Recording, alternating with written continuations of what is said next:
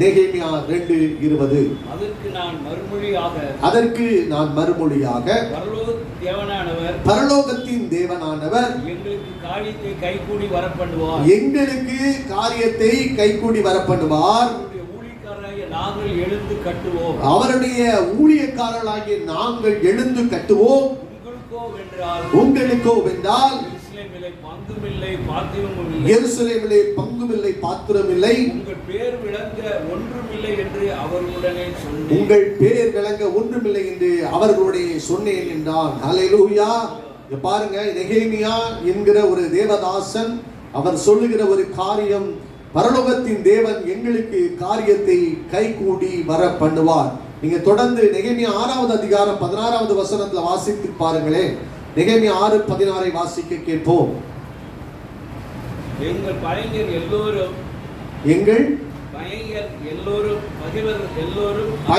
எல்லோரும் அதை கேட்டபோது எங்கள் சுற்றுப்புறத்தாராகிய புறஜாதியான அனைவரும் கண்டபோது மிகவும் முனையற்று போய் இந்த கிரியை எங்கள்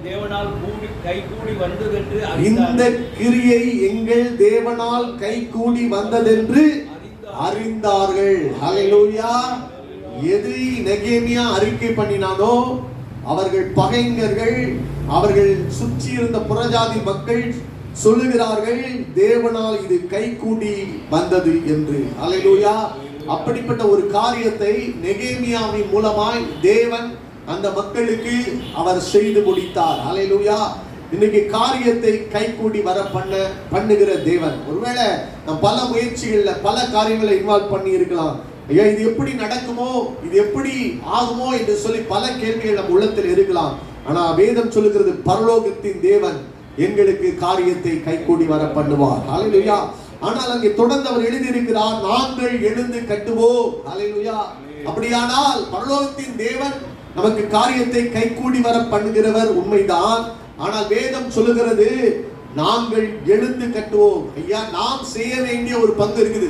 அப்படியே சாப்பிட்டுட்டு, அப்படியே தூங்கிட்டு, அப்படியே ரெஸ்ட் எடுத்துட்டு இருக்கிறதை அவர் சொல்லவில்லை. ஹல்லேலூயா. நாம் எழுந்து சில காரியங்களை செய்ய முற்படுகிற பொழுது, முயற்சி செய்கிற போது, ஹல்லேலூயா, சோம்பல் அலுவர்கள் உள்ளவர்களாய் இல்லாதபடி, ஐயா, ஒரு விடாமுயற்சியோடு கூட ஒரு காரியத்தை செய்கிற பொழுது என்ன செய்ய வேண்டும் என்றதை நம்ம பிற்பாடு நம்ம தியானிக்க போகிறோம். ஹல்லேலூயா. ஒரு காரியத்தை கர்த்தர் கைகூடி வர பண்ண முடியும். ஹல்லேலூயா. இந்த உலகத்துல தேவன் நம்மால் அன்றி அவரால தனித்துவமா எல்லாம் செய்ய முடியும். ஆனால் ஒரு காரியத்தை வைத்திருக்கிற நம்மை கொண்டுதான் தேவன் இந்த உலகத்துல அவருடைய கிரியைகளை வெளிப்படுத்துகிறவர். ஹல்லேலூயா. ஆகவே நாம் எழுப்பினால் மாத்திரமே கர்த்தர் காரியங்களை கைகூடி வர பண்ண முடியும். ஹல்லேலூயா. அப்ப நெகேமியாவுடைய என்னென்ன காரியங்களை செய்தான்னு தொடர்ந்து நம்ம வாசிக்க போகிறோம். நெகேமியா 1வது அதிகாரம் 3வது வசனம். அதற்கு அவர்கள், சிறையிருப்பில் மீந்திருக்கிறவர்கள் மகா தீங்கையும் அனுபவிக்கிறார்கள், இடிபட்டிருக்கிறது என்றார்கள். 2வது வசனத்தை வாசிக்க கேட்போம். என் சகோதரரும் ஆனானியும் யூதாவிலிருந்து வந்தார்கள்.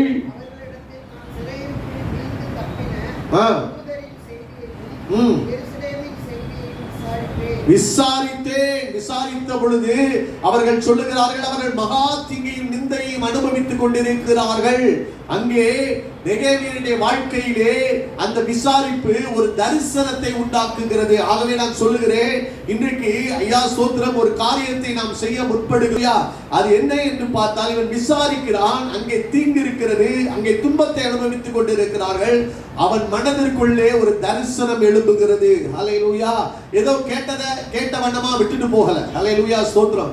ஏதோ ஜனங்களை விசாரிக்கிறதோட இந்த காலத்துல செய்வாங்க, எப்படி இருக்கீங்கன்னு சொல்லிட்டு ஒரு முறையான ஒரு சும்மா விசாரிக்கிற தன்மை இல்ல. அது ஐயா அந்த ஜனங்களுக்கு தான் ஏதோ ஒரு காரியத்தை செய்ய வேண்டும் என்கிற ஒரு தரிசனத்தை உண்டாக்குகிற ஒரு விசாரணையாய் அது காணப்பட்டது. ஹல்லேலூயா. எப்பொழுது ஐயா கர்த்தர் காரியத்தை கைக்கூடி வரப்படுவார் என்றால் அதை ஒரு தரிசனமாய் நாம் எடுத்து நாம் செயல்பட முற்படுகிற பொழுதுதான். ஹல்லேலூயா. ஏதோ ஒரு காரியம் கேட்டுட்டு இந்த காதுல வாங்கிட்டு அந்த காதுல நம்ம விட்டுட்டு போகிறதற்காக நெகேமியா கேட்கவில்லை. ஹல்லேலூயா. ஸ்தோத்திரம். அந்த ஜனத்தின் மீது உண்மையான ஒரு அக்கறை, உண்மையான ஒரு பாரம். ஹல்லேலூயா. அந்த ஜனங்களுடைய வாழ்க்கை இப்படி இடித்து போய் கிடக்கிறதே என்கிற அந்த ஒரு கரிசனை இருந்ததுதான் அவருடைய வாழ்க்கையிலே அது தரிசனமாக பிறப்பிக்கப்பட்டது. ஹல்லேலூயா.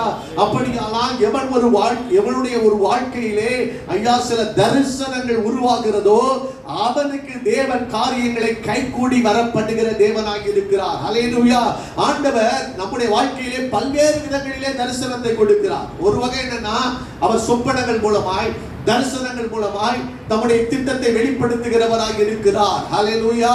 அங்கே பாருங்க ஐயா ஸ்தோத்திரம், சிலரோடு கூட அவர் நேரடியாய் பேசுகிறவராக இருக்கிறார். நீங்க மோசேயுடைய வாழ்க்கையில பாருங்க, முட்செடி பற்றி எரிந்து கொண்டிருக்கிறது. அவன் கிட்ட போய் பார்க்கிறான். ஆண்டவர் அவனோடு கூட சம்பாஷிக்கிறார். நீ வா, நீ எகிப்துக்கு போ என்று சொல்லி தம்முடைய நேரடி சத்தத்தின் மூலமாய் சிலரை அழைக்கிறார். ஹல்லேலூயா. சிலருக்கு பாருங்க தூங்கி கொண்டிருக்கிற பொழுது தேவன் தரிசனங்களை காண்பித்து ஐயா நீ மக்கதோனியாவுக்கு போ என்று ஆண்டவர் தரிசனங்களை என்னோடு கூட சொன்னார் என்று சொல்லி பவுல் திட்டவட்டமாய் பேசுகிறார். சிலருடைய காரியங்கள்ல பாருங்க ஐயா சொல்ற சில காரியங்கள் அவர்களை பாரப்படுத்துகிறது. ஹல்லேலூயா. ஐயா சில வாஞ்சைகள் விருப்பங்களை தேவன் அவருடைய உள்ளத்துக்குள்ளே அதை குறித்து பேசிக் கொண்டிருக்கிற பொழுது, அந்த செய்தியை கேட்டுக் கொண்டிருக்கிற பொழுதே தேவன் ஒரு பாரத்தை அவர்களுக்குள்ள, ஒரு பேர்டனை, அவருடைய பேர்டனை சில காரியங்களை வைப்பார். சில செய்திகளை கேட்டுக்கொண்டிருக்கிற பொழுது அவர்களுக்குள்ளே சில தரிசனங்கள் பிறப்பிக்கப்படுகிறது. ஹல்லேலூயா. நீங்க வாசித்து பாருங்கள் என்னோடு கூட சேர்ந்து திரும்ப பிலிப்பியர் 2வது அதிகாரம் 12வது வசனத்திலிருந்து வாசிக்க கேட்போம். ஏனெனில் தேவனே தம்முடைய தயவுள்ள சித்தத்தின்படி விருப்பத்தின் செய்கையையும் உங்களில் உண்டாக்குகிறவராக இருக்கிறார். ஹல்லேலூயா. ஏதோ சொப்பனத்தை பார்த்தாதான் எனக்கு தரிசனம் அல்ல. ஹல்லேலூயா. நல்லா புரிந்து கொள்ளுங்க. ஏதோ கர்த்தருடைய சத்தத்தை கேட்டாதான் தரிசனம் அல்ல. இங்கே தேவன் தம்முடைய தயவுள்ள சித்தத்தின்படி விருப்பத்தையும் செய்கையையும் உங்களில் உண்டாக்குகிறவராக இருக்கிறார். சில விருப்பங்கள் சில செய்கைகள்லாம் தேவனால் அன்றி ஐயா நம்மளால ஒன்று செய்ய முடியாது. அப்படிப்பட்ட விருப்பங்களை நமக்குள்ள அந்த விருப்பம் பார்த்தீங்கன்னா அப்படியே கன்சிஸ்டன்டா இருந்து கொண்டே இருக்கும். அது அப்படியே கொழுந்து விட்டு எரிந்துகிட்டே இருக்கும். ஹல்லேலூயா. அது மாறாதவைகளா இருந்து கொண்டே இருக்கும். எனவே நான் சொல்லுகிறேன் ஐயா சில விருப்பங்கள் சில செய்கைகள் கர்த்தர் நம்மில் உண்டாக்குகிறவராக இருக்கிறார். ஹல்லேலூயா. இந்த சாரால் டக்கர் காலேஜ் எப்படி ஸ்டார்ட் பண்ணாங்க தெரியுமா? அதுல இங்க இருந்து இங்க ஒரு மிஷனரியா வந்தவர் ஜான் டக்கர்ன்ற ஒருவர் தான் இந்த பாளையங்கோட்டை பகுதிகளிலே அவர் மிஷனரியா வந்தவர். அவர் என்ன செஞ்சாரு, இங்க வந்து பெண்களுடைய இந்த அவல நிலைகளை பார்த்துட்டு, அப்ப இந்தியாவில தமிழ்நாட்டுல பெண்கள் படிக்க கூடாது, பெண்கள் வீட்டு வேலை பார்க்கிறதற்கு மாத்திரமே அனுமதிக்கப்பட்டார்கள். ஹல்லேலூயா. பெண்கள் வந்து ஐயா ஸ்தோத்திர சவுத்ல எல்லாம் பாத்தீங்கன்னா அவங்களுடைய நிலைமைகளே அந்த உடன்கட்டை ஏறுதல், அப்புறம் பாத்தீங்கன்னா அவங்க மற்றவங்களுக்கு முன்பாக இப்படிதான் அவங்க நடந்துக்கணும், இப்படிதான் உடை அணிய வேண்டும் என்கிற பல்வேறு காரியங்கள் அவங்களுக்குள்ள காணப்பட்டது. ஹல்லேலூயா. அப்படியானால் இப்படிப்பட்ட அவல நிலைகள் நடுவிலே இங்கே பார்த்து கொண்டு இந்த காரியங்களை போய் அங்கே தன்னுடைய சகோதரிக்கு சொன்னார். அந்த ஜான் டக்கர் என்கிறவர், அந்த சகோதரி பேர் தான் சாரால் டக்கர். அந்த சகோதரனுடைய வயசு என்னன்னா 14 வயது, 2 காலும் முடமான ஒரு சூழலை. ஹல்லேலூயா. ஆனா அவங்களுக்குள்ளதான் பிறந்தது தரிசனம். ஹல்லேலூயா. அந்த வார்த்தைகளை கேட்கிற பொழுது ஆண்டவர் அவங்களுக்குள்ள ஒரு பெரிய தாக்கத்தை வைக்கிறார். ஹல்லேலூயா. அப்ப அவங்க என்ன செய்றாங்கன்னா தன்னிடத்தில் இருக்கிற 24 பவுன் ஐயா நகைகளை என்ன செய்றாங்கன்னா விற்று, தன்னிடத்தில் இருந்த 24 பவுன் நகைகளை ஹல்லேலூயா விற்று எங்க கொடுக்குறாங்க? மிஷனரி ஊழியத்துக்கு கொடுக்குறாங்க. ஹல்லேலூயா.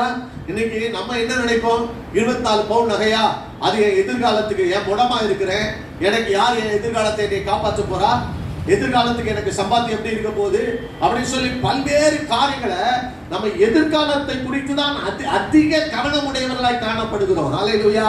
ஆனா ஒரு தரிசனம் ஒரு மனிதனுக்குள்ளே பிறந்தது என்றால் ஐயா அவன் எதையும் அர்ப்பணித்து துணிகிறவனாக இருப்பான். ஹல்லேலூயா. அங்க பாருங்க 24 நாடுகள்ல என்ன பழக்க வழக்கம்னா அந்த பிறந்த நாளுக்கு இல்லாட்டி ஒரு நல்ல விசேஷமான நாட்களுக்கு இப்படிப்பட்டவர்களுக்கு வெகுமதி கொடுப்பாங்க. இவங்க என்ன செய்வாங்க, அந்த வெகுமதிகளை எல்லாம் கலெக்ட் பண்ணி இங்கே உள்ள பெண்களுடைய வாழ்க்கை தரம் முன்னேற வேண்டும் என்று சொல்லி அனைத்தையும் இங்கே அனுப்பி விடுவார்களாம். அது மாத்திரமல்ல, படுத்துக்கொண்டே டெய்லரிங் வேலை பார்ப்பாங்களாம். அந்த டெய்லரிங் வேலையிலே வந்த வருமானத்தை இந்த பிள்ளைகளுடைய நல்வாழ்க்கைக்காக அவங்க அனுப்பிவிட்டாங்க. அது மாத்திரமல்ல, தனக்கு தெரிந்த நண்பர்கள் தான் போகிற இடங்களில் எல்லாம் பிரசங்கம் பண்ணி அந்த ஜனங்களுக்கு ஐயா அவர்கள் இப்படிப்பட்ட ஒரு அவல நிலையில இருக்கிறாங்க, அவங்களுக்கு கல்வி இல்ல, அவங்க வாழ்க்கை தரம் மிகுந்த பின்னடைந்த நிலைமையில் இருக்கிறது, அவங்க வாழ்க்கை முன்னேற வேண்டும் என்று சொல்லி தன்னுடைய தரிசனத்தை அவர்களுக்கு பகிர்ந்து கொண்டு அங்கே கிடைக்கிற வருமானங்களை தனக்கென்று வைத்துக் கொள்ளாமல் ஐயா இந்திய நாட்டிற்கு ஒரு முறை கூட வராத அந்த மகள், அல்லேலூயா, இந்திய நாட்டில் உள்ள காரியங்கள் வெறும் செவியினாலே கேள்விப்பட்ட அந்த மகள் அந்த கல்லூரியை தொடங்குவதற்கு பெரிய ஒரு மூலதனத்தை 61 ஏக்கர் நிலத்தில் இன்னைக்கு இந்த சாராட்டக்கர் காலேஜ் கட்டப்பட்டு இருக்கிறது. ஹல்லேலூயா. எத்தனையோ பெண்கள் படித்து முன்னேறி கொண்டிருக்கிறார்கள். ஆனால் அது எங்கே பிறந்தது என்றால் ஐயா ஒரு ஊனமுற்ற ஒரு மகளுடைய ஐயா வாழ்க்கையிலே ஐயா வெறும் கேள்வினாலே கேட்டு ஒரு தரிசனமாய் அது மாறின பொழுது ஹல்லேலூயா அங்கே ஒரு பெரிய காரியம் தேவனாலே நிறைவேற்றப்பட்டிருக்கிறது. ஹல்லேலூயா. அப்படியால் உனக்குள்ளே ஒரு தரிசனம் பிறக்க வேண்டும், ஒரு விஷன் உண்டாக வேண்டும். நம் வாழ்க்கையிலே என்ன சாதிக்க போகிறோம், அப்படியே ஒரு மிருகம் பறந்து அப்படியே ஒரு மரிக்கிறது போல ஒரு வாழ்க்கை வாழ போகிறோமா? ஹல்லேலூயா. ஏதோ வாழ்ந்து கடந்து போனார்னு சொல்ற ஒரு வாழ்க்கை வாழ போகிறோமா, இல்லாவிட்டா ஒரு தரிசனம் நிறைந்த ஒரு வாழ்க்கை வாழ போகிறோமா? ஹல்லேலூயா. பாருங்க, நம்ம சாதிக்க பிறந்தவர்கள். ஹல்லேலூயா. ஏதோ ஒரு காரியத்தை இப்பொழுதே ஒரு விஷனை உருவாக்கிக்க வேண்டும். என்னை கொண்டு தேவன் என்ன செய்ய போகிறார்? ஹல்லேலூயா. அதை நிறைவேற்றுவதற்கு என்னை முழு அளவில் நான் ஒப்புக் கொடுக்கிற பொழுதுதான் பரலோகத்தின் தேவன் காரியத்தை கைகூடி வர பண்ணுவார். ஹல்லேலூயா. நாங்கள் எழுந்து கட்டுவோம். ஹல்லேலூயா. நம்ம தாங்க செய்யணும். ஹல்லேலூயா. நீங்க நல்லா புரிந்து கொள்ளுங்க. ஒரு தரிசனம் பெற்ற ஒரு மகனால எத்தனை பேர் வர்றாங்க போறாங்க, ஆனா தரிசனத்தை நிப்பாட்ட முடியாது. அவன் போயிட்டான்றதுக்காக தரிசனம் நிக்காதுங்க. ஹல்லேலூயா. ஸ்தோத்திரம் சொல்றேன். யார் வந்தாலும் வராவிட்டாலும் ஒரு தரிசனம் என்பது அவனுக்குள்ளே பற்றி எரிந்து கொண்டே இருக்கும். ஹல்லேலூயா. அவனுக்குள்ளே தேவன் கொழுந்து விட்டு எரிய செய்து கொண்டே இருப்பார். ஹல்லேலூயா. நீ வந்தாலும் வராட்டாலும் ஐயா இந்த விஷயம் நான் நிறைவேற்றி கொண்டே இருப்பேன். ஹல்லேலூயா. ஸ்தோத்திரம். அது நடக்கும். அதான் தரிசனம். யாரோ ஒருத்தங்க சொன்ன உடனே செய்யறேன், யாரோ ஒருத்தங்க சொன்ன உடனே நான் அதை பார்க்கிறேன் அப்படின்னா அது விஷயம் கிடையாது. ஹல்லேலூயா. அவனை நம்ம தூண்டி தூண்டி தூண்டி பண்ணணும்னா அது தரிசனம் அல்ல. ஹல்லேலூயா. நான் சொல்ற தரிசனம் என்பது ஐயா அது நம்மை நினைவுபடுத்திக் கொண்டே இருக்கும், பாரப்படுத்திக் கொண்டே இருக்கும். அந்த ஜனங்களுடைய வாழ்க்கையை நினைத்துக் கொண்டே இருப்பான். ஹல்லேலூயா. பாருங்க, அப்படிதான் ஒரு தரிசனம் நெகேமியாவின் வாழ்க்கையிலே கேட்டு விசாரித்த பொழுது ஐயோ அந்த ஜனங்களுடைய வாழ்க்கை நிர்விசாரமாய் இருக்கிறது, இடிக்கப்பட்டு இருக்கிறது, அழிந்து போய் கொண்டிருக்கிறது, அதை கட்ட வேண்டும் என்று ஒரு தரிசனமாக பிறந்தது. ஹல்லேலூயா.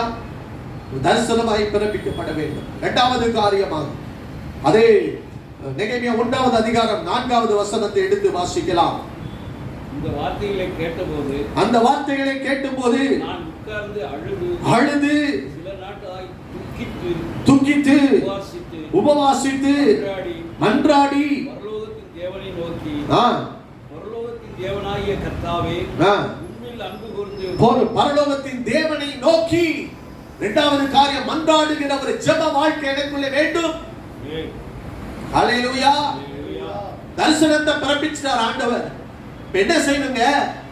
நமக்கு தான் எசேக்கியேலுடைய 36வது அதிகாரம் 11வது சுசந்தனை ஆண்டவர் கொடுத்தார். முந்தின சீர பிந்தின நற்சீர் உண்டாக செய்வேன் என்று ஆண்டவர் சொன்னார். ஆனா மந்தை பெருகிறது போல பெருக பண்ணுவேன் என்று சொன்னார். ஆனா அதற்காக நீ விண்ணப்பம் பண்ண வேண்டும் என்று ஆண்டவர் எழுதி வைத்திருக்கிறார். ஹல்லேலூயா. அப்படியே விட்டுட்டா வளர்ந்துருமா? அப்படியே விட்டுட்டா நடந்துருமா? இரண்டாவது நெகேமியா செய்த காரியம், அதற்காக ஜெபம் பண்ணினான். அது மன்றாடினான், உபவாசித்தான், அழுது புலம்பினான். எந்த ஒரு தரிசனத்தை எடுத்து பாருங்க, ஜெபம் இல்லாதபடி அந்த தரிசனம் எல்லைகள் விரிவாகவில்லை, அந்த தரிசனம் பெருகவில்லை. அல்லேலூயா. தரிசனத்தை விட்டு வெளியில ஓடுறவங்களை பத்தி நான் பேசுறேன். என் தரிசனம், என் பிள்ளை, அது என் பிள்ளையை வளர்க்கிறது என் கடமை. அல்லேலூயா. என் தரிசனம்னா என் பிள்ளை மாறுங்க. அதற்காக நான் எவ்வளவு தூரம் ஜெபம் பண்ணுகிறேன். ஜெபம் என்பது இன்றியமையாதது. FMBBல இன்னைக்கு இந்தியா முழுவதும் அந்த ஊழியம் வேரூன்றி பரவி இருப்பது என்றால் அதனுடைய மூலதனம் நீங்க பாத்தீங்கன்னா வெளிநாட்டு மூலதனத்தை அவங்க ஏற்றுக்கொள்கிறது இல்லை. IMS முதற்கொண்டு நான் சொல்றேன், அவங்க வெளிநாட்டில் இருந்து வருகிற பணத்தை அவர்கள் ஏற்றுக்கொள்ளவில்லை. ஆனாலும் கூட அந்த ஊழியம் இவ்வளவு தூரம் ஐயா பரவி இருக்கிறது என்றால் காரணம் என்ன?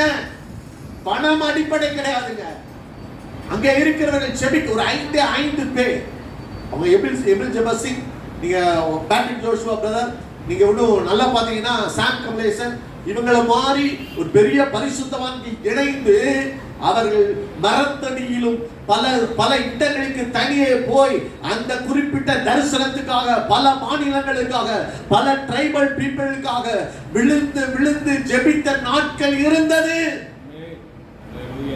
கடந்த நாட்கள் நவநீதர் ஐயா வந்திருந்தாங்க. சொன்னாங்க ஃபாரஸ்ட்ல ஒரு ஆபீசர் இருக்கிறாரு, அப்படியே ஃபாஸ்டிங்ல இருந்து ஃபாரஸ்ட்ல போய் ஃபாஸ்டிங்ல இருந்து எங்க கூட சேர்ந்து ஜெபிப்பாரு. 14 நாள் தொடர்ந்து ஃபாஸ்டிங் இருந்து அப்படியே மரித்து போய்விட்டாருங்க. கோதுமை மணிகளா எத்தனையோ பேர் முழங்காலிலே ஜெபித்து மடித்து போனவர்கள் இருக்கிறாங்க. அல்லேலூயா. எவ்வளவு தூரம் நம்ம ஜெபிக்கிறோம், எவ்வளவு தூரம். அதனாலதான் நம்ம பல உபவாச கூடுகைகளை வைக்கிறோம். 3வது வெள்ளிக்கிழமை உபவாச கூட்டம் இருந்தது. நேற்று இந்த நாளிற்காக ஆயத்த ஜெபம் இருந்தது. எவ்வளவு தூரம் அதை கருத்தாய் நம்ம கடைபிடிக்கிறோம் என்பது முக்கியம். ரட்சிக்கப்படுவர்களை தேவன் அனுதின சபையிலே சேர்த்துக் கொண்டு வந்தார்னா அன்றைக்கு அவங்க உட்கார்ந்து ஜெபத்திலே உறுதியாய் தரித்திருந்தார்கள். அல்லேலூயா. ஒரு போதகர், ஒரு மூத்த போதகர் வந்திருந்தார். அவர் சொன்ன சாட்சி இப்படிதான் சொன்னார். கேரளாவுக்கு ஒரு விஷயமா ஊழியத்துக்கு போனேன், மரித்து போனேன். யார் திடீர்னு ஸ்டக் ஆயிடுச்சு, மரித்து போன ஒரு சூழ்நிலை. என் மனைவிட்ட சொல்றாங்க, போய் அவர் மரிச்சு போய், அவர் இப்படிதாங்க அடிக்கடி இப்படி மரிச்சு போன மாதிரி கிடப்பாரு, எழும்பிடுவாருங்க அப்படின்னு சொல்லிட்டு அவங்க அசால்ட்டா இருக்கிறாங்க. அவங்க சொல்றாங்க அந்த ரீடிங் எல்லாம் பல்ஸ் ரீடிங் எல்லாம் 000 காட்டுதான். அவர் போன அந்த போய் இருந்த அந்த ஊழியக்காரர் ஒரு தீர்க்கதரிசி. அவர் என்ன செஞ்சாரா, நைட்ல ஊழியர்களை வரவழைச்சு ஒரு குறிப்பிட்ட குழுவாய் இருந்து இரவு முழுவதும் ஜெபித்தார்களாம். நீங்க பகல் நேரத்தில் என்ன நடந்தோ தெரியாது, அந்த பல்ஸ் எல்லாமே வந்து திருப்பி ஆன் ஆகி, ஐயா சொல்ற அந்த ரீடிங் வந்து அவங்க சொன்னாங்க, டாக்டர்கிட்ட இருங்க, நீங்க எதுவுமே நீங்க எடுத்துறாதீங்க, அதெல்லாம் அப்படியே வச்சிருங்க, நாங்க ஜெபிக்கிறோம் சொல்லி அவங்க ஜெபித்த அந்த ஜெபம் என்ன மறுபடியும் ஜீவனை கொண்டு வந்தது. அங்க உள்ள வார்டுல வந்து கேட்டாங்க, நீங்க கிறிஸ்டியனா, நீங்க பாஸ்டர் அப்படின்னு. அவர் சொல்றாரு, ஆச்சரியப்படத்தக்கதாக இடத்துல விசாரிக்கத்தக்கதாக தேவன் எனக்கு ஜீவனை கொடுத்தார் என்று சொல்லுகிறார். அல்லேலூயா. ஜெபத்தின் வல்லமை இருக்கிறதுங்க, ஜெபத்தின் மேன்மை இருக்கிறதுங்க. அதை புரியாம இன்னைக்கு நம்ம கிறிஸ்தவர்களாய் வாழ்ந்து கொண்டு இருக்கிறோம். ஏதோ கடமைக்கு என்று கிறிஸ்தவர். ஆண்டவர் தரிசனத்தை கொடுக்கிறாரு. ஆனா தரிசனத்துக்காக எவ்வளவு தூரம் நம்ம ஜெபத்திலே காத்து கிடக்கிறோம், விழுந்து கிடக்கிறோம். சில நாளாய் துக்கித்து, சில நாளாய் அழுது, சில நாளாய் மன்றாடி பரலோகத்தின் தேவனை நோக்கி. அல்லேலூயா. 1 மணி நேரம் ஜெபிக்க வேண்டிய ஆளு. அல்லேலூயா. இன்னைக்கெல்லாம் பேதுரு வெளியில வர்ற வரைக்கும் ஊக்கத்தோடனே சபை ஜெபம் பண்ணினது. அந்த ஜெபங்கள் எங்கே? அல்லேலூயா. பாட்டு பாடுறதுல 24 hours worship இருக்குது. அல்லேலூயா. இருக்குது. கொண்டாட்டங்கள் இருக்குது, கெட் டுகெதர் இருக்குது. வெளியூருக்கு போய் இந்த கோடை காலத்துல போய் நீங்க கொண்டாடணும்னா அதுக்கு ஆட்கள் ரெடியா இருக்கிறாங்க. 24 மணி நேரம் ஜெபிக்கிறதுக்கு ஆள் இல்லை. சத்துரு விட மாட்டான். அப்பதான் பல்வேறு காரணங்களை சொல்லி அல்லேலூயா தடை. நான் சொல்றேன், பில்லி கிரஹாம் என்கிற தேவ மனிதர் சுவிசேஷத்தினால் உலகத்தை அசைத்த ஒரு மனிதர். நம்ம அதனாலதாங்க சில பரிசுத்தவான்கள் சில தரிசனத்துல எப்படி சில ஷைன் பண்ணாங்க, அவங்க மாத்திரம் ஏன் இப்படி வளர்ச்சி அடைஞ்சிருக்காங்க அப்படின்றதெல்லாம் ஸ்டடி பண்ணணும். ஹல்லேலூயா. ஏன் நம்ம வாழ்க்கையில இன்னும் ஐயா தரிசனம் சொல்லிட்டு பிரயோஜனம் இல்லாம இருக்கிறோம், இதெல்லாம் நம்ம வந்து பார்த்து அனலைஸ் பண்ணணும். ஹல்லேலூயா. அவருடைய வாழ்க்கையில அவர்கிட்ட போய் கேட்டாங்களா இன்டர்வியூ எடுத்துட்டு, உங்க கூட்டத்துல மாத்திரம் இத்தனை பேர் கலந்து கொள்ளுகிறார்கள், கடைசியில நீங்க ஆல்டர் கால் கொடுக்கிற பொழுது இத்தனை பேர் ஒப்பு கொடுக்கிறாங்களே, அதனுடைய ரகசியம் என்ன என்று கேட்டார்கள். அது சொன்ன மூன்று காரியம். நீங்க செய்ய வேண்டியது மூன்று காரியம். ஒன்று ப்ரே. அவர் சொன்ன முதல் காரியம் ப்ரே. இரண்டாவது சொல்லிட்டு சொன்னாராம் ப்ரே. மூணாவது காரியம் சொன்னாராம் ப்ரே. ஹல்லேலூயா. நீங்கள் ஜெபித்தால் அந்த மேன்மையை பார்ப்பீர்கள். அப்ப ஏன் பார்க்கல? ஏன் மகிமையை பார்க்கல? ஏன் வல்லமையை பார்க்கல? ஏன் அற்புதங்களை பார்க்கல? ஏன் சபை பெருக்கத்தை பார்க்கல? ஏன் தரிசனம் நிறைவேறுகிறத பார்க்கல? சபை ஜெபிக்கவில்லை. ஹல்லேலூயா. அப்படிப்பட்ட என் வீடு சகல ஜனங்களுக்கும் ஜெப வீடு என்று எழுதப்பட்டிருக்கிறது. என் ஜெப வீட்டிலே அநேகரை கொண்டு நான் மகிழப்படுவேன். ஆனா எப்படி இருக்குதா? கள்ள குகையாயிடுச்சு, வியாபார வீடாயிடுச்சு. ஹல்லேலூயா. அதான் ஆண்டவர் விசன பண்ணாருங்க. கடைசியாய் கல்வாரிக்கு போகிறதுக்கு முன்பாக நியாய தீர்ப்பு தேவனுடைய வீட்டிலே இருந்து துவங்குகிற காலம் என்று சொல்லி சொன்ன ஆண்டவர் சபைகளுக்குள்ளே போய் எல்லாவற்றையும் கவித்து போட்டு புறாவிக்கிறவர்களை எல்லாவற்றையும் கவித்து போட்டார். சொன்னாரு, வீட்டை குறித்த பக்தி வைராக்கியத்தை பட்சிக்கிறது. ஹல்லேலூயா. வீட்டுல ஜெபம் நடக்குதுங்க, ஜெபிக்காம எதுக்கு சபை? ஹல்லேலூயா. அதெல்லாம் கெட்டுக்குதல். இன்னைக்கு யுஎஸ் நீங்க பாருங்க, அங்க மேற்கத்திய நாட்டுகளுடைய கலாச்சாரம் எப்படி மாறி போனதுன்னா, ஃபுட்பால் மேட்ச்னா சபை லீவு. சபைக்குள்ள வந்து பெரிய ஸ்கிரீன் வச்சு ஃபுட்பால் இன்னைக்கு வந்து மேட்ச் பார்க்கறாங்க. அது அல்ல சபை, அது அல்ல சபை. அப்படி இருந்தது சபை அல்ல. இன்னைக்கு கொஞ்சம் கொஞ்சமாக அது அந்த சொல்லுவாங்க தேஞ்சு போய் எப்படி மாறி விட்டதுனா, அனலும் இல்லாமல் குளிரும் இல்லாமல் ஒரு சபையாய் மாறி போனது. ஆண்டவரே சொன்னாருங்க, யோசுவா மூலமாய் பேசினார், நானும் என் வீட்டாரும் கர்த்தரை சேவிப்போம். ஆனா நீங்கள் அவர் அவங்களை பார்த்து சொன்னாரு, நீங்க சேவிக்க மாட்டீங்க, நீங்க சேவிக்க மாட்டீர்கள் என்று சொன்னார். நீங்கள் மறந்து போவீங்க, தேவன் செய்த நன்மைகளை மறந்து போவீங்க. செங்கடலை பிளந்தது உண்மைதான், வனாந்தரத்திலே நடத்தினது உண்மைதான், பாலும் தேரும் ஓடுகிற தேசத்தை கொடுத்தது உண்மைதான். ஆனால் நீங்கள் மறந்து போவீர்கள், பின்னாட்கள் உன் சந்ததி மறந்து போகும் என்று சொன்னது அதே போல நடைபெற்றது. ஹல்லேலூயா. மறக்கிறவர்களாய் அல்ல, ஜெபிக்கிறவர்களாய் காணப்பட வேண்டும். ஹல்லேலூயா. பின் சந்ததிகளுக்கு தேவனுடைய வல்லமை விளங்கப்படுகிறவர்களாய் காணப்பட வேண்டும். இரண்டாவது அவன் செய்த காரியம், முதலாவது தரிசனம், இரண்டாவது காரியமாய் அதற்காக அவன் ஜெபம் பண்ணினான். பிதாவனுடைய ஐயா ஸ்தோத்திர இரக்கத்துக்காக கெஞ்சினான். ஹல்லேலூயா. மூன்றாவது காரியம் வாசிக்கலாம்.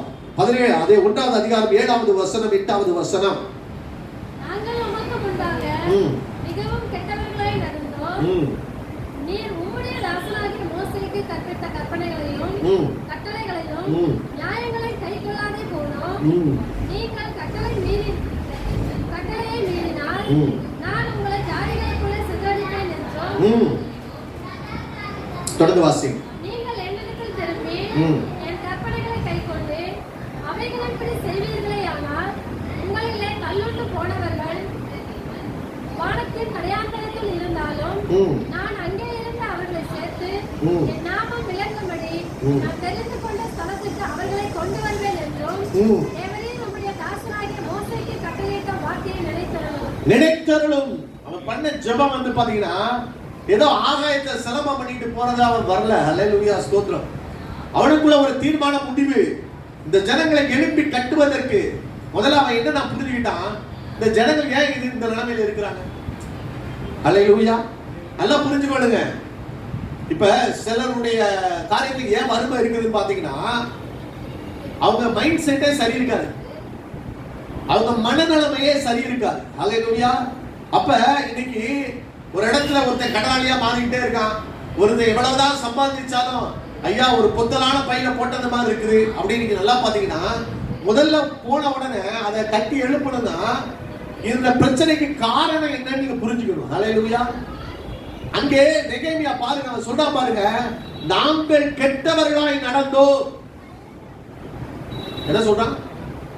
தேவனுடைய வார்த்தைகளுக்கு மீறினோம், நாங்க கீழ்ப்படியாம போனோம், நானும் என் தகப்பன் வீட்டார் பாவம் செய்தோம், அது நிமித்தம் தான் தேவன் எங்களுக்கு ஐயா இறங்காதபடி இன்றைக்கு நாங்கள் இப்பொழுது இருக்கிறது போல ஐயா இப்படிப்பட்ட ஒரு துன்பத்தை நாங்கள் அனுபவித்துக் கொண்டிருக்கிறோம்.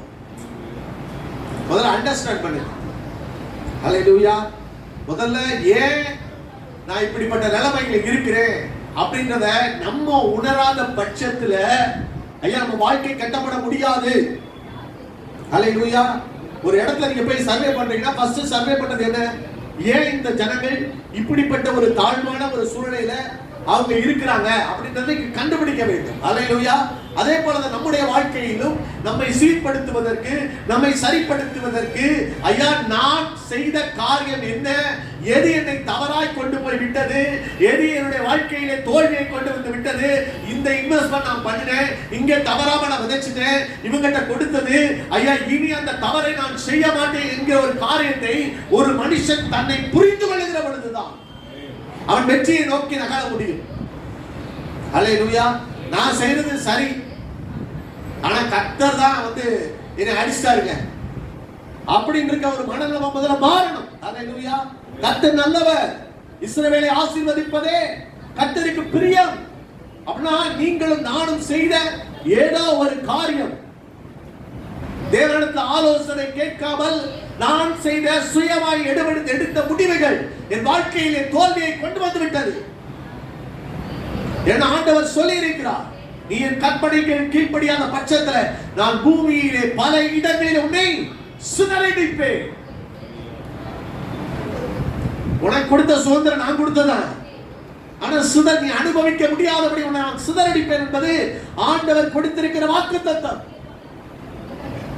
அப்படி சொல்லிட்டு ஆண்டவரே நீ உண்மையும் உடன்படிக்கையும் காக்கிற உண்மையுள்ள தேவன், 1000 தலைமுறை மட்டும் இறங்குகிற தேவன், ஆனா எப்பொழுது மனம் பொருந்தி செவி கொடுத்தோமோ அப்பொழுது எங்களை திரும்பவுமாய் நாங்கள் துரத்தி விடப்பட்ட இடத்துக்குள்ளே எங்களை கொண்டு வருகிற தேவன் என்பதை ஆண்டவர் அறிந்தவனாய் அவன் விண்ணப்பம் பண்ணுகிறான். ஹல்லேலூயா.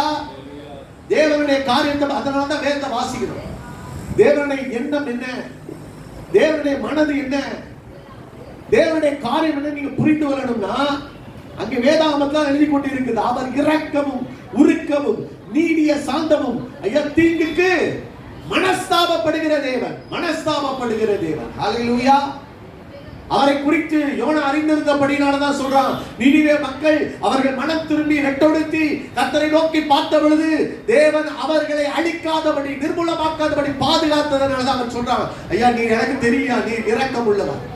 அப்ப தேவனுடைய இருதயத்தை நீங்க புரிஞ்சிருந்தீங்கன்னா தேவனுடைய சமூகத்துல போய் இரக்கத்திற்காக கெஞ்சி ஐயா தேவனுடைய மறுபடியும் தன் வாழ்க்கையை கட்டிக்கொள்ளுகிற வழியை தேடிக் கொள்ளுவீர்கள். ஹல்லேலூயா. அதாங்க இதான் உபதேச சட்டம். வாசித்து பாருங்க 2 தீமோத்தேயு 2:5 வாசிக்க கேட்போம்.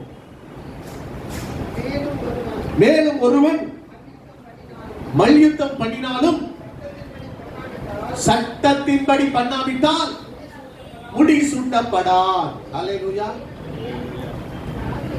ஒரு மல்யுத்தம் பண்ணணும்னா எங்க அடிக்கணும் எங்க அடிக்க கூடாது அப்படின்னு சொல்ற சில செட் ஆஃப் ரூல்ஸ் இருக்கு. ஒரு பந்தய சாலையில ஓடுறவங்க எப்படி ஓடணும் அப்படின்ற ஒரு சட்ட திட்டங்கள் இருக்கிறது. ஃபர்ஸ்ட் வரலாம், ஆனா சட்ட திட்டத்தின்படி ஓடாவிட்டால் முடி சூட்டப்பட முடியாது. நாங்க ஸ்போர்ட்ஸ்ல இருந்த நேரத்தில் பென் ஜான்சன் அப்படின்னு ஒருத்தர் ஓடினார். ஃபர்ஸ்ட் வந்துட்டார், வேர்ல்ட் ரெக்கார்ட் சொல்லி சொன்னாங்க, கின்னஸ் ரெக்கார்ட் சொன்னாங்க. கடைசியில கொஞ்ச நாள் கழிச்சு அதை கேன்சல் பண்ணிட்டாங்க.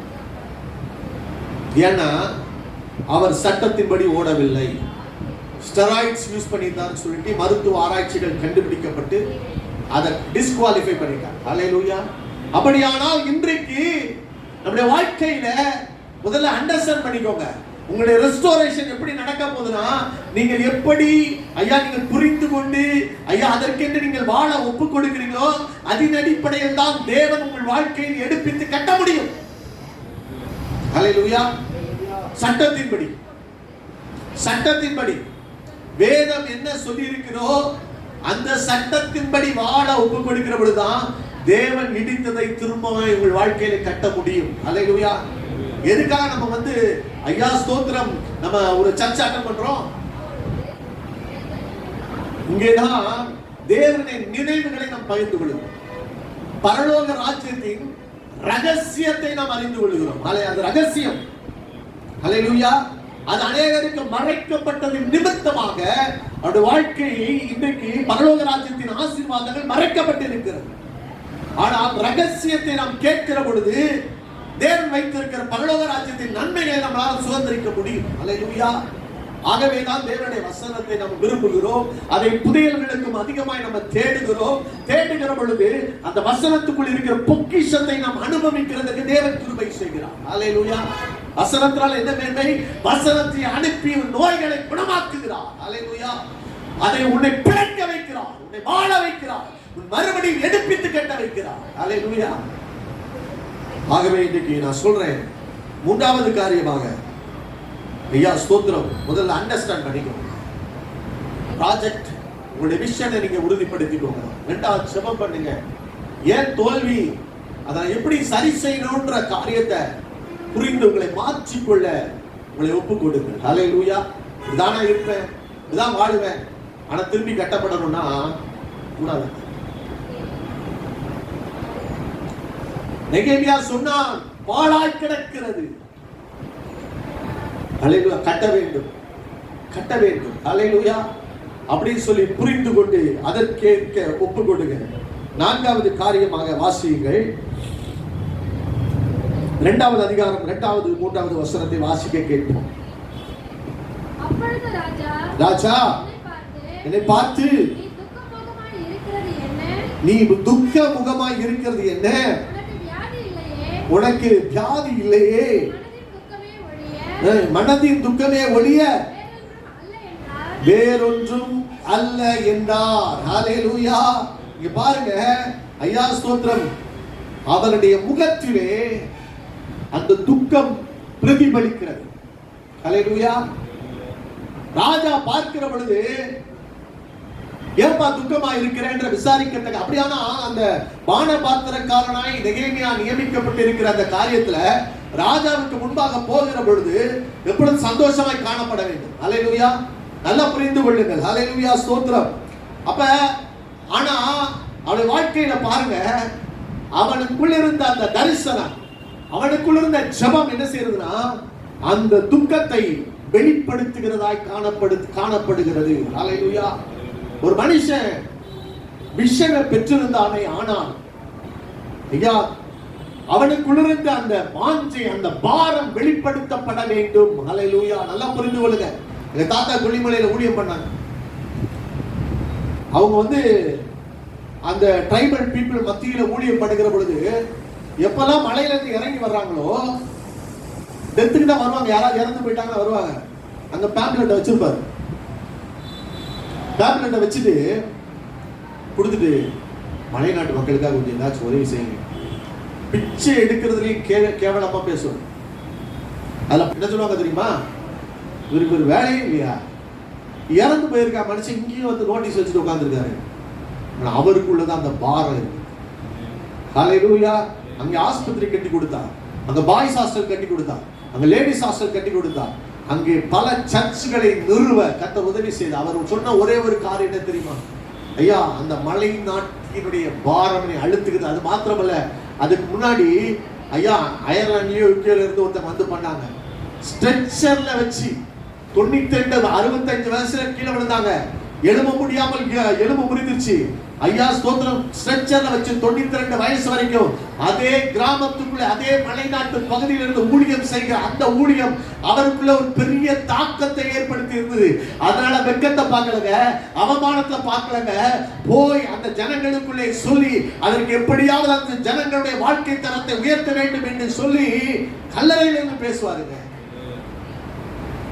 இப்ப ஏதாவது செஞ்சு கொடுங்க. டாக்டரா மாத்தினாரு, அங்க பிள்ளைகளை படிக்க வச்சு டாக்டரா மாத்தினாரு, நர்ஸா மாத்தினாரு. அவங்க வாழ்க்கை தரத்தை முன்னேற்றுகிற ஒரு கருவியா கர்த்தர் அவரை பயன்படுத்தினார். சும்மா கிடையாது. அதுக்கு அவமானத்தை நீ சந்தித்தாக வேண்டும். சில வேளை அந்த துக்கத்தை உன்னால் அடக்க முடியாது. அந்த பாரம் உனக்குள்ள வெளிப்பட வேண்டும். வெளிப்படலைன்னா அது தரிசனமாக இன்னும் உனக்குள்ள உருவாகவில்லை. ஹல்லேலூயா. அதான் தெரசாட்ட ஒரு தடவை ஒரு மெடிக்கல் ஷாப்ல போகும்போது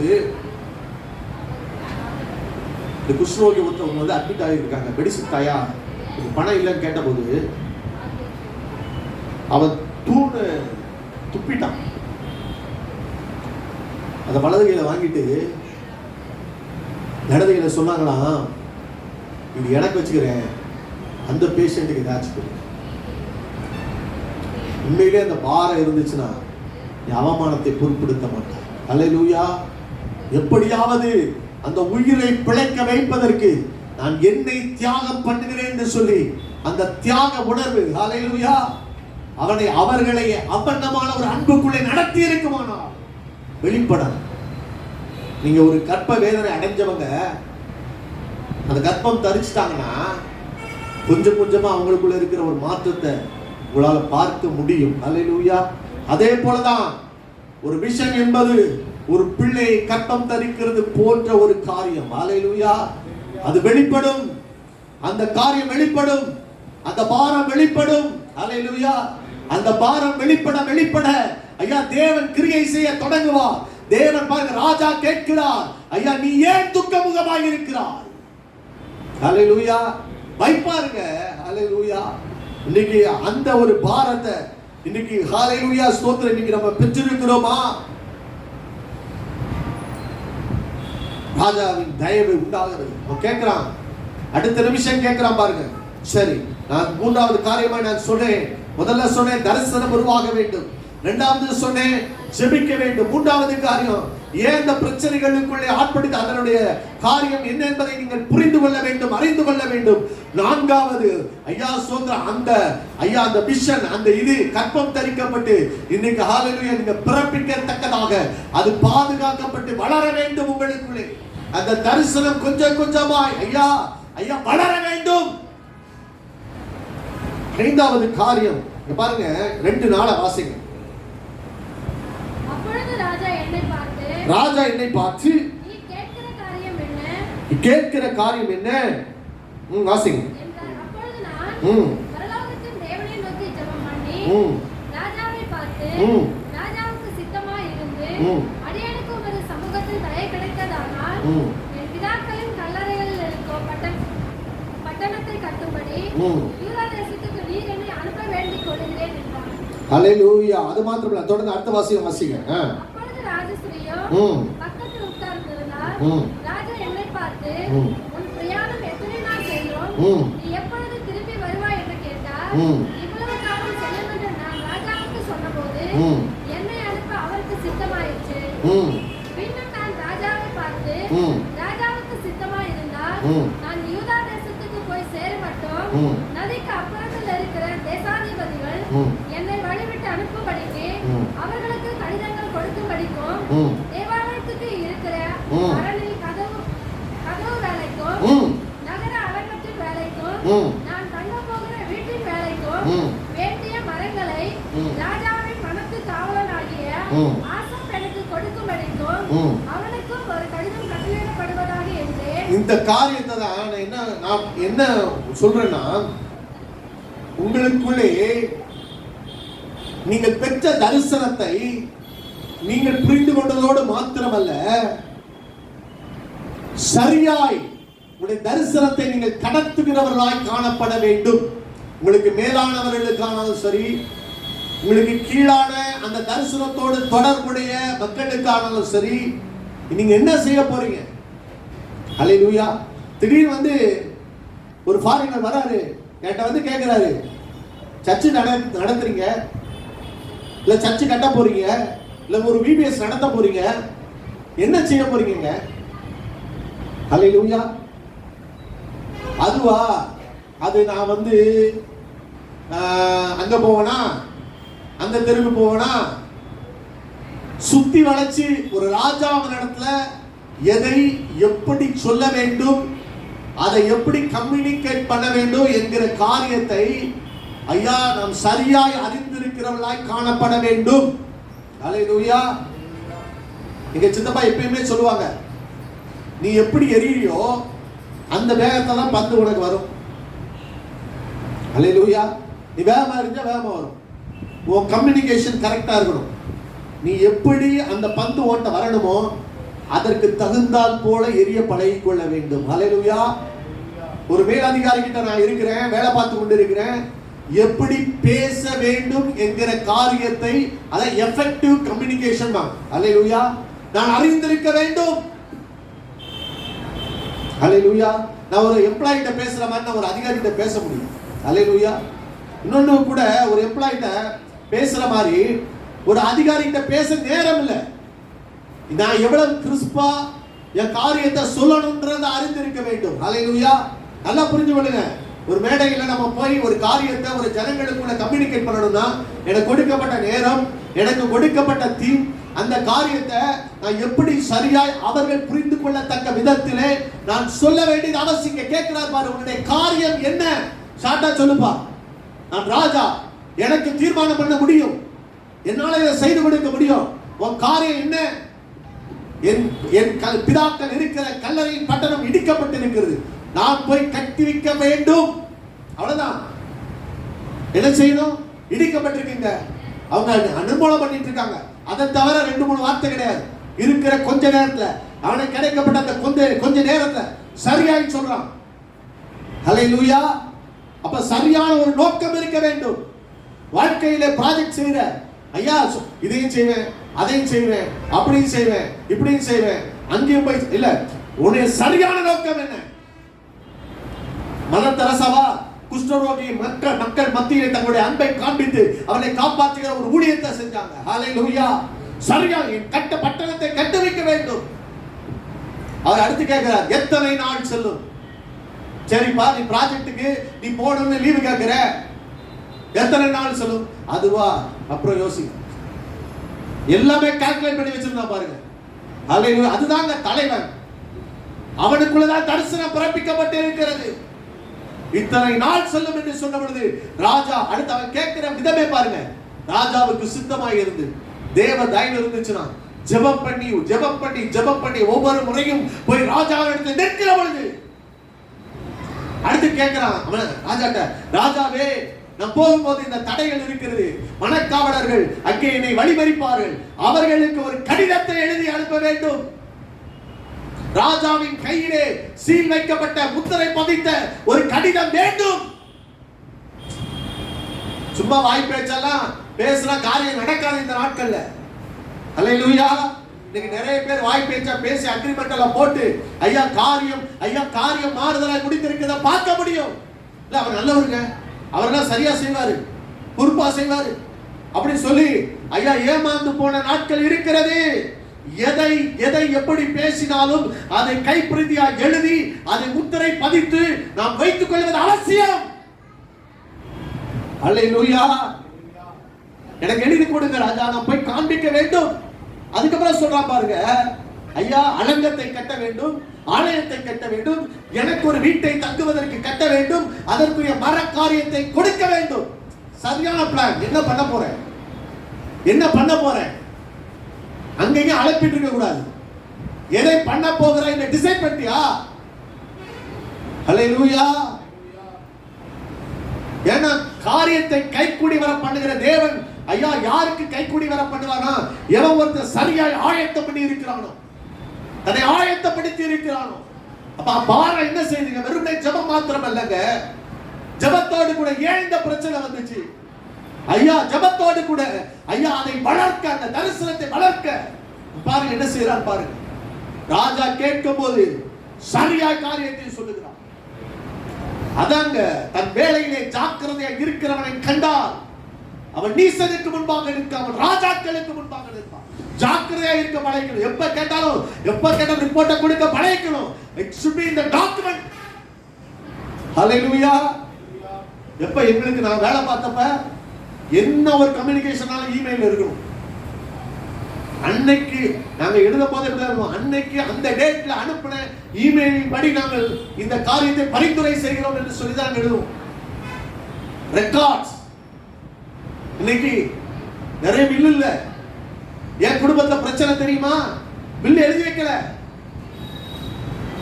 அவருக்கு 100 வயசு வரைக்கும் வாழ்வார், அவர் விசுவாசம் இருக்கலாம்.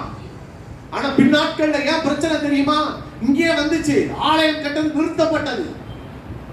ஏன் தெரியுமா? கோரேசின் ஆவியை தேவன் எழுப்பி இருந்தார்.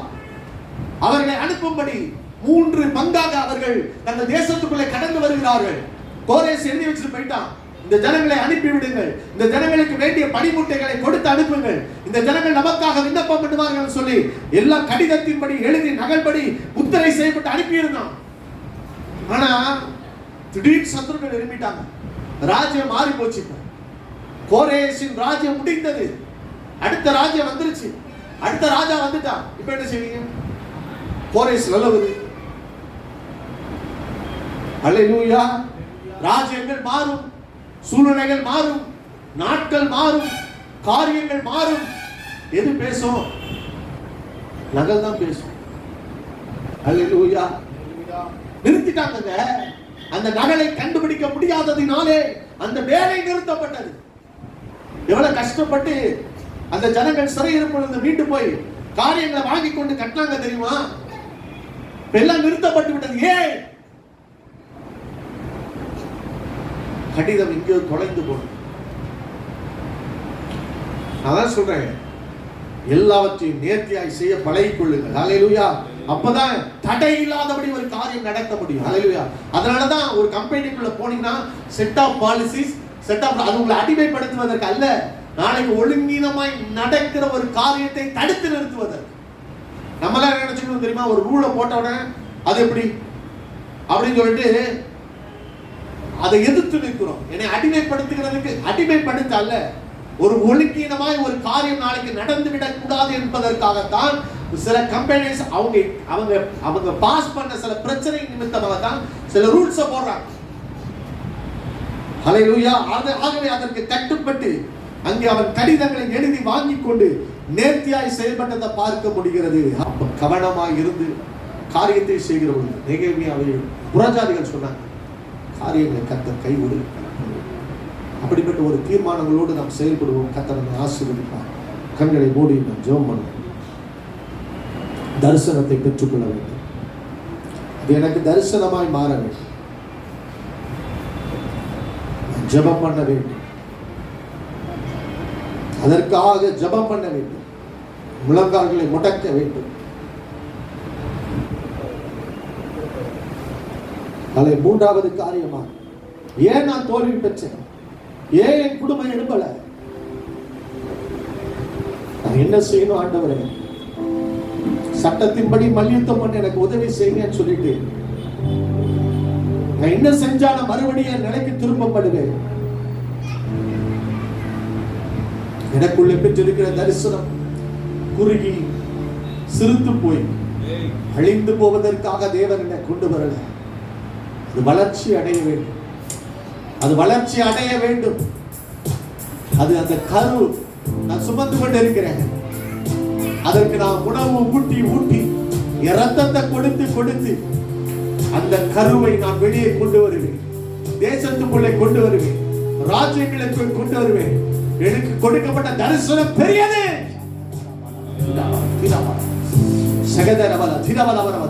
எத்தனையோ தரிசனங்களை தேவன் கொடுத்தார்.